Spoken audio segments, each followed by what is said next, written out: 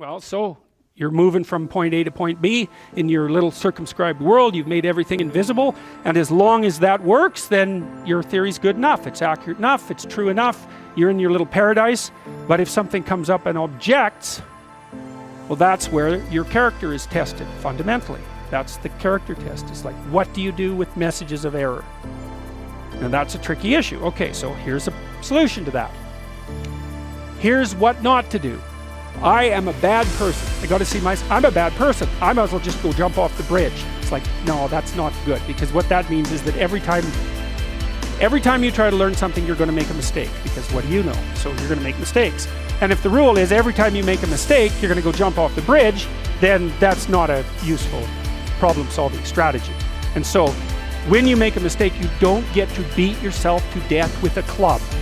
It's a bad strategy, and you'll have your internal tyrant in there who's perfectly happy about doing that. That's the, overactive superego that Freud talked about. Maybe it came to you via a parent who was too authoritarian, or a grandparent, or maybe it's just you because you're disagreeable and neurotic, and so you'll take or hyper-conscientious. You'll take yourself apart. Well, so you've got a problem. Something has objected to you. Then the question is, well, what does that mean? Well, maybe you're not looking at the world right. Maybe your goals are wrong. Maybe you're not acting properly. It's okay. So the question that arises when an obstacle emerges is, which part of this structure needs attention? And the first answer can't be all of it.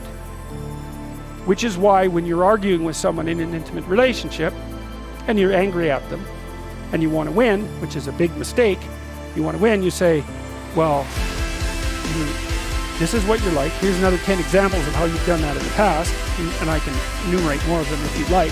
And so that's actually what you like, and I tried fixing you and it didn't work, and so it looks like you're going to be like that up into the future, and you're basically saying to them, well, you're a bad person, and the only thing they can do is either collapse or punch you.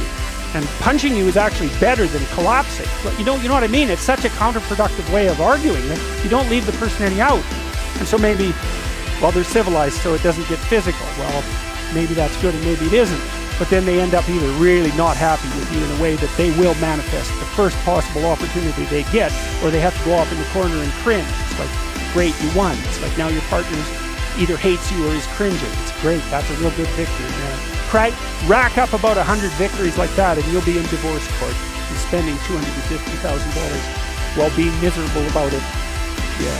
So anyway, so something objects to you and you think, okay, well, I need to take myself apart, right? Because there's a piece that's broken somewhere, and then you might think, well, let's assume it's a little piece to begin with. That's the right mechanism. It's like, okay, you got a C-. That doesn't prove that you're stupid.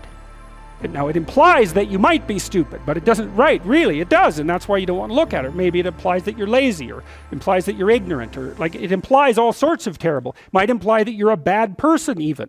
But you don't want to leap to that, and that's sort of the proclamation of innocence before guilt. Assume that you're the least amount of reprehensible and ignorant possible. And so then you look at the micro routines. It's okay, well, I got a C- in this course. Maybe I should study for that course 15 minutes more a day for the next 3 months. And then you ask yourself, do you think you could do that? No, I'm too useless. Okay, how about 15 minutes every second day? You think you could do that? You put it in your schedule, like 15 minutes every second day in the morning.